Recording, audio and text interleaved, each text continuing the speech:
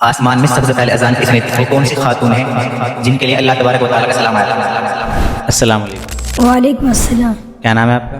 محمد فرحان۔ اور آپ کا کیا نام ہے؟ محمد عثمان۔ محمد عثمان۔ محمد فرحان، یہ بتاؤ آسمان میں سب سے پہلے اذان کس نے دی؟ حضرت اسماعیل، حضرت عیسیٰ، فرشتے،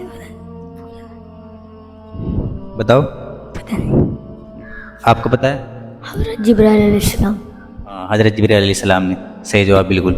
محسن بھائی، یہ بتاؤ وہ کون سی خاتون ہیں جن کے لیے اللہ تبارک و تعالیٰ کا سلام آیا تھا؟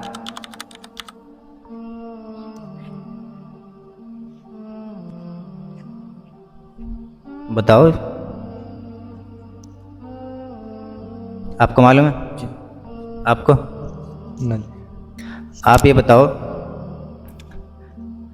جب نماز فرض ہوئی تھی تو نماز کا طریقہ کیا تھا؟ آپ کو معلوم ہے؟ جی، بتاؤ کیا تھا؟ 2 رکعت پڑھی جاتی تھی، 2 فجر میں، 2 ظہر میں، 2 عصر میں، 2 مغرب میں اور 2 عشاء میں۔ اچھا، پھر کیسے طریقہ بدل گئے؟